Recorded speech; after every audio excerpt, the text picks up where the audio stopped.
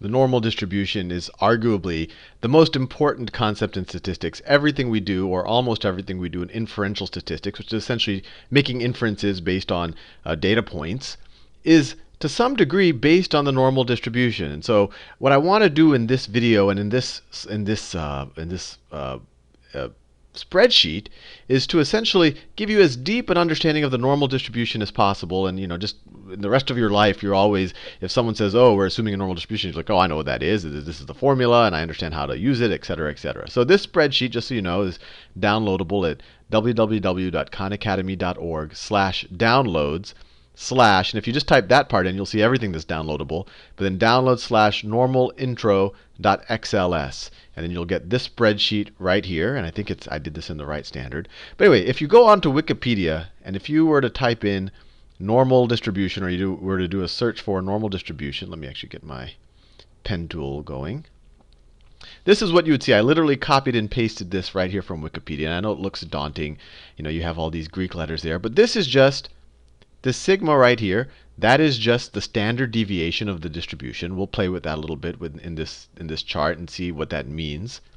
And well, I mean, you know what the standard deviation is in general, but this is the standard deviation of this distribution, which is a probability density function. And I encourage you to re-watch the video on probability density functions, because it's a little bit of a transition going from the binomial distribution, which is discrete.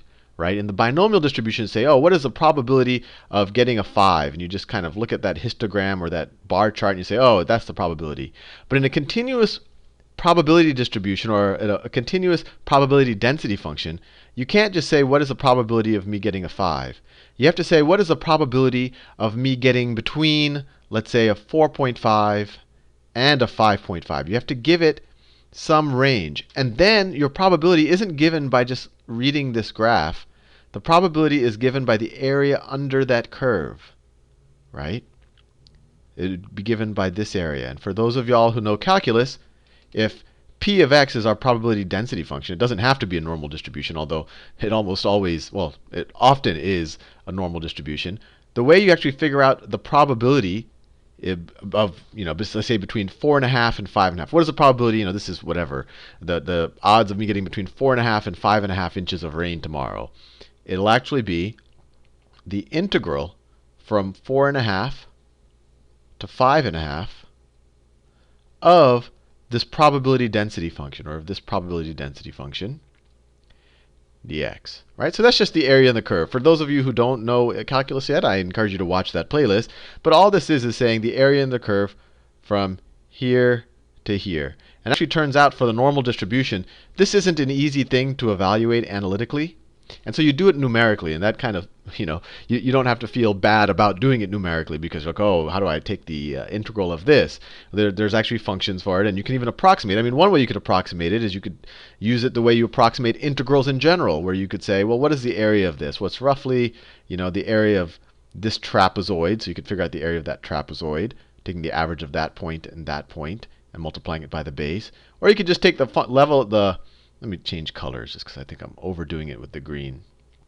Or you could just take the height of this line right here and multiply it by the base, and you'll get the area of this rectangle, which might be a pretty good approximation for the area under the curve, right? Because you'll have a little bit extra over here, but you're going to miss a little bit over there. So it might be a pretty good approximation. And that's actually what I do in the other video, just to approximate the area under the curve and give you a good sense that the normal distribution is what the binomial distribution becomes essentially if you have many trials. And what's interesting about the normal distribution, just so you know, I don't know if I mentioned this already, this right here, this is the graph. And this is, just another word. People might talk about the central limit theorem, but this is really kind of one of the most important or interesting things about our universe, central limit theorem. And I won't prove it here, but it essentially tells us, and you could kind of understand it by looking at the other video where we talk about flipping coins, and if we were to do many flips of coins, right? Those are independent trials of each other. And if you take the sum of all of your flips, if you were to give yourself 1 point if you got ahead every time, and if you were to take the sum of them, as you approach an infinite number of flips, you approach the normal distribution. And what's interesting about that is each of those trials, in the case of flipping a coin, each trial is a flip of the coin, each of those trials don't have to have a normal distribution. So we could be talking about molecular interactions, and every time compound X interacts with compound Y, what might result doesn't have to be normally distributed. But what happens is if you take a sum of a ton of those interactions, then all of a sudden the end result will be normally distributed. And this is why this is such an important distribution. It shows up in nature all of the time. And if people are trying to if you do take data points from something that is very, very complex, and that it is the sum of arguably many, many, almost infinite individual independent trials, it's a pretty good assumption to assume the normal distribution. We'll do other videos where we talk about when it is a good assumption and when it isn't a good assumption. But anyway, just to digest this a little bit, and let me actually rewrite it. This is what you'll see on Wikipedia, but this could be rewritten as 1 over sigma times the square root of 2 pi times x is just e to that power. So it's just e to this whole thing over here minus x minus the mean squared over 2 sigma squared. This is the standard deviation. Standard deviation squared is just the variance, right? And just so you know how to use this, you're like, oh wow, there are so many Greek letters here. What do I do? This tells you the height of the normal distribution function. Let's say that this is the distribution of, I don't know, of people's, I don't know how far north they live from my house or something. I don't know. Well, no, that's not a good one. Let's say it's people's heights above 5'9". Let's say that this was 5'9" and not 0, right? What this tells you is, if you were to say what percentage of people, or I guess what is the probability, if you wanted to figure out what is the probability of finding someone who is roughly 5 inches taller than the average right here, what you would do is you would put in this number here, this 5, into x, and then the standard deviation, because you've taken a bunch of samples. You know the variance, which is the standard deviation squared. You know the mean, and you just put your x in there, and it'll tell you the height of the function.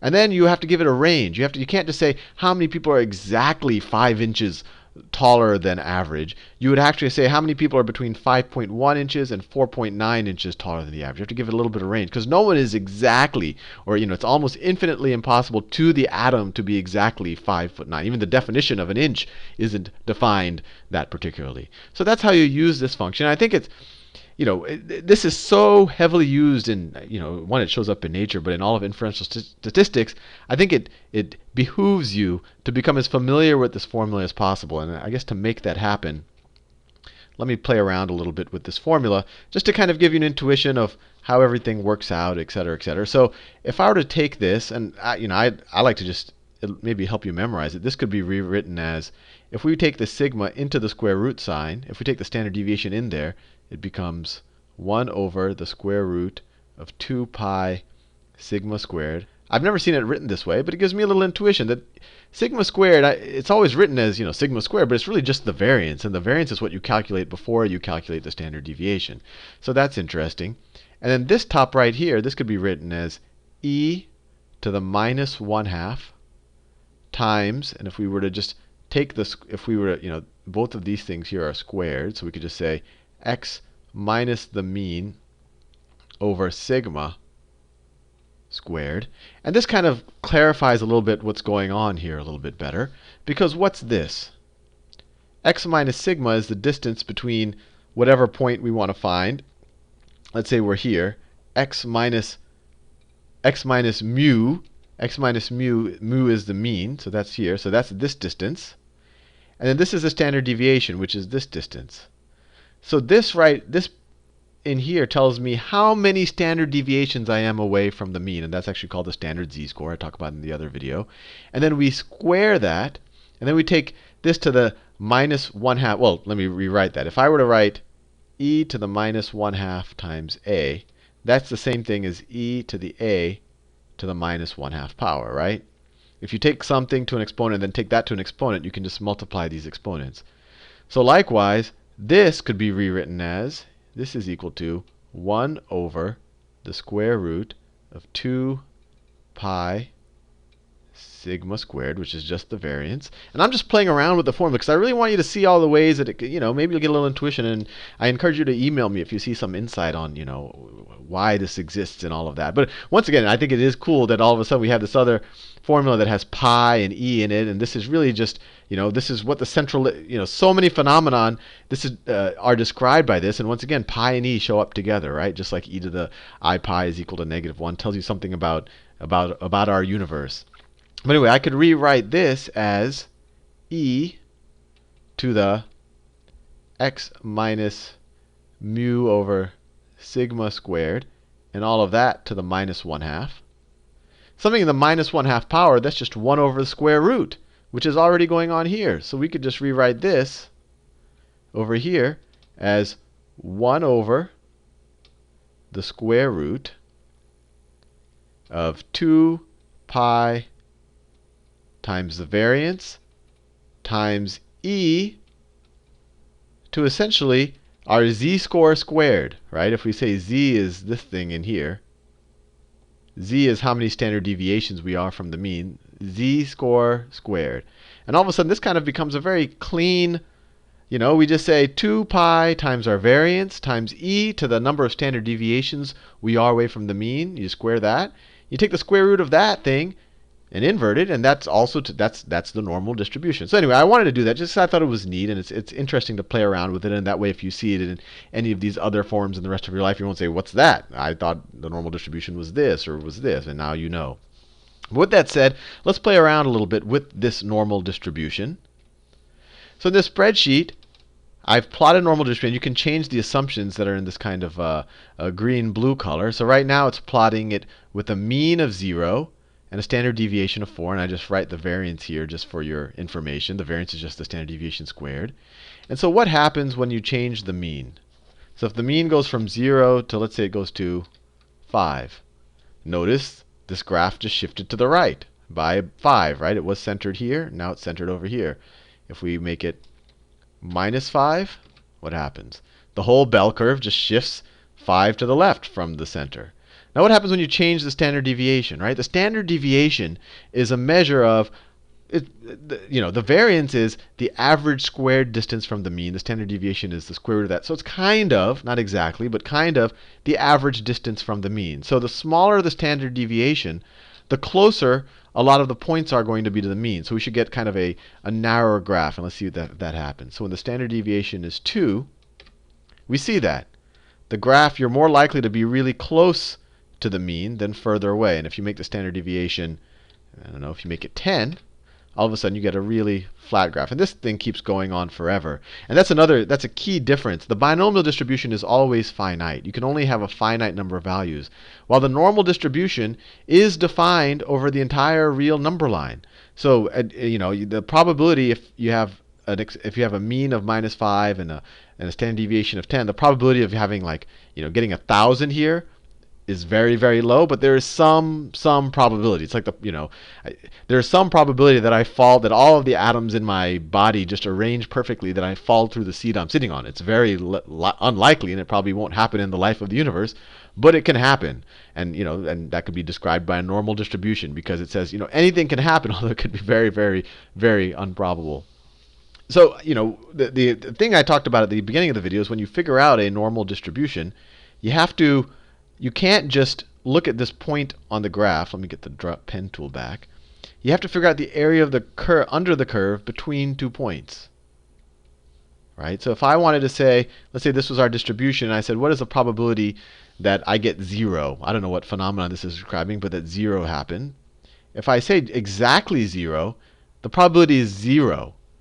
Because I shouldn't use 0 too much, because the area under the curve, just under 0, there's no area, it's just a line. You have to say between a range. So you have to say the probability between, let's say minus, and actually I can type it in here on our, I can say the probability between, let's say minus 0.005 and plus 0.05 is, well, it rounded, so it says they're close to 0. Let me do it. Between -1 and between 1. Right? It calculated at 7%, and I'll show you how I calculated this in a second. So let me get the screen draw tool. So what did I just do? This between minus 1 and 1, and I'll show you the behind the scenes what Excel is doing. We're going from minus 1, which is roughly right here, to 1. And we're calculating the area under the curve. Right? We're calculating this area.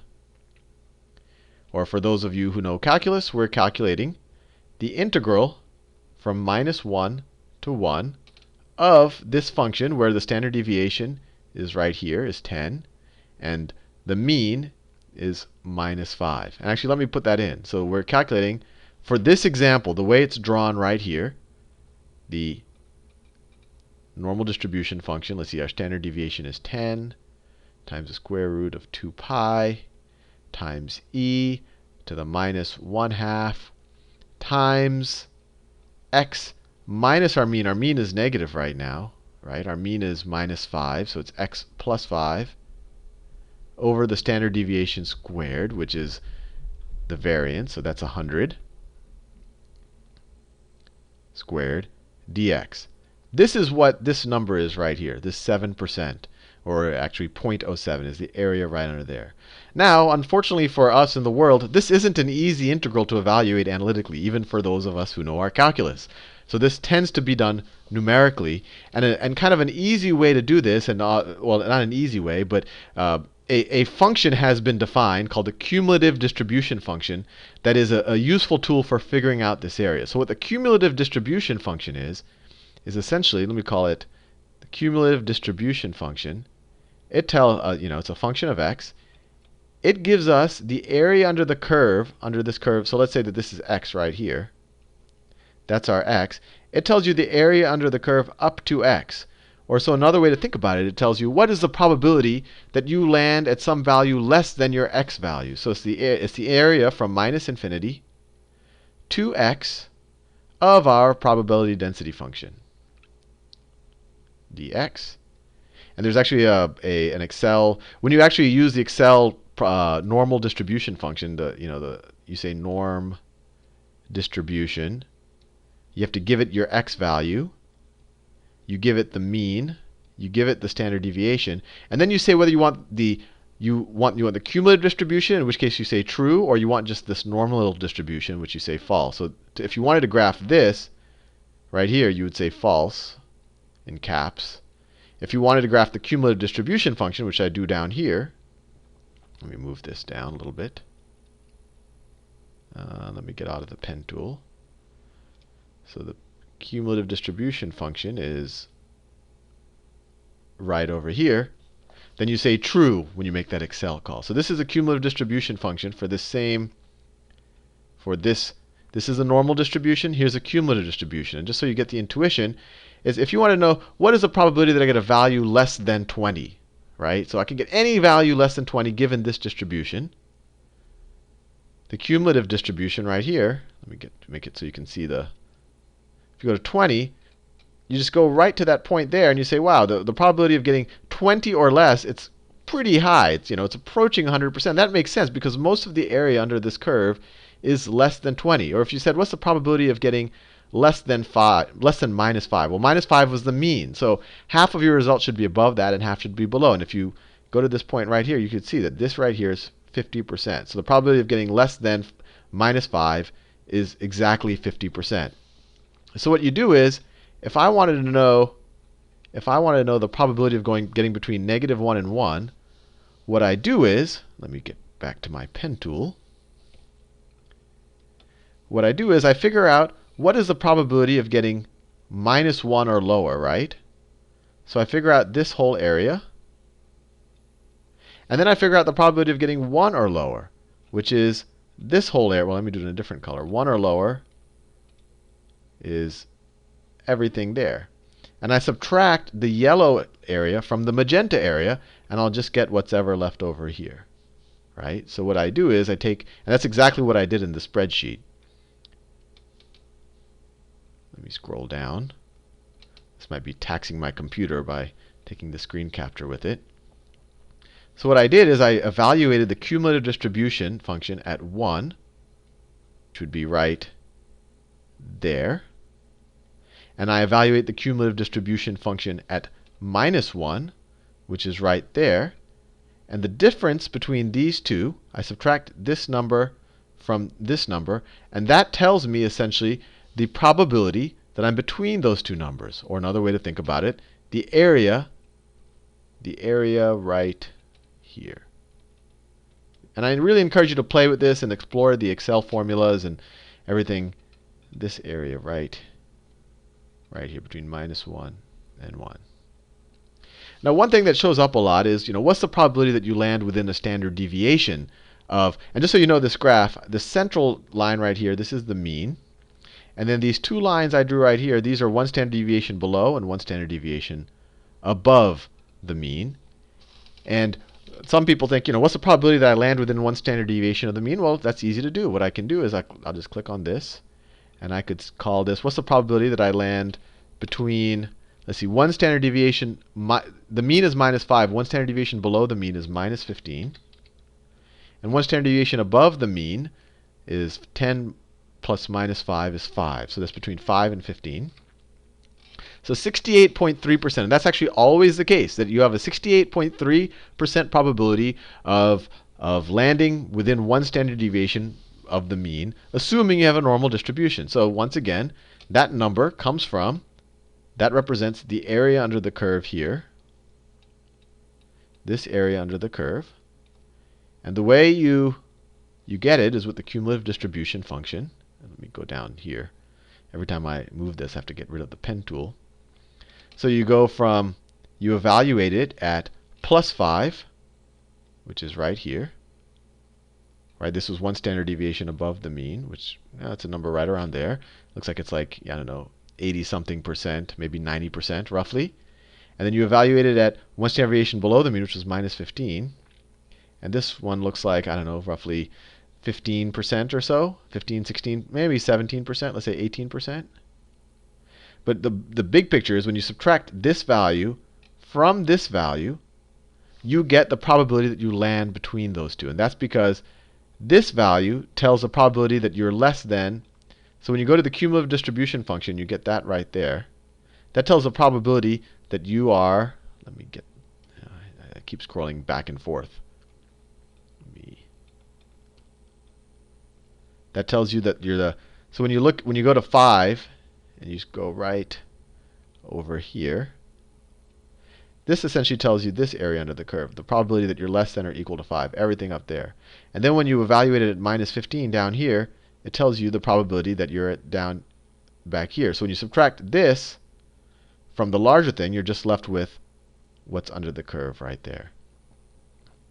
And just to understand this spreadsheet a little bit better, just because I really want you to play with it and move the, see what happens when, if I make this distribution. The mean was -5, now let me make it 5. It just shifted to the right. It just moved over to the right by 5, right? Whoops. I'll use the pen tool. It just moved over to the right by 5. If I were to try to make the standard deviation smaller, we'll see that the whole thing just gets a little bit tighter. Let's make it 6. And all of a sudden, this looks a little bit tighter curve. We make it 2, it becomes even tighter.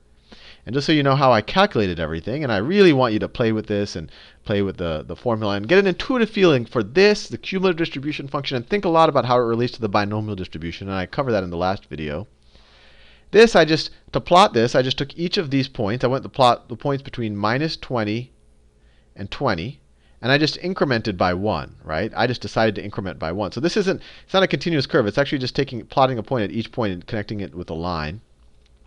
Then I did the distance between each of those points and the mean, right? So I just took, let's say that, the 0 minus 5, this is this distance. So this just tells you the point -20 is 25 less than the mean, right? That's all I did there.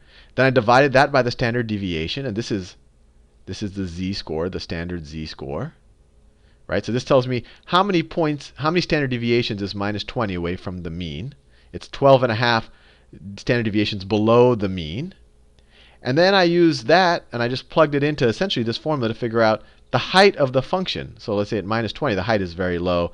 At -5, well, let's say at -2, the height's a little bit better. The height's going to be someplace, it's going to be like, right there. And then And so that gives me that value. But then to actually figure out the probability of that, what I do is I calculate the cumulative distribution function between, well, this is the value that the probability that you're less than that. So, the area under the curve below that, which is very, very small. It's not 0. I know it looks like 0 here, but that's only because I round it. It's going to be, 0, 0, 0, 1. It's going to be a really, really small number. There's some probability that we even get like minus 1,000. And another intuitive thing that you really should have a sense for is, what is the integral over this, or the entire area of the curve, has to be 1, because that takes into account all possible circumstances. And that should happen if we put a suitably small number here and a suitably large number here. There you go. We get 100%. Although this isn't 100%. We would have to go from minus infinity to plus infinity to really get 100%. It's just rounding to 100%. It's probably 99.999999% or something like that. And so, and so to actually calculate this, what I do is I take the cumulative distribution function of this point, and I subtract from that the cumulative distribution function of that point. And that's where I got this 100% from.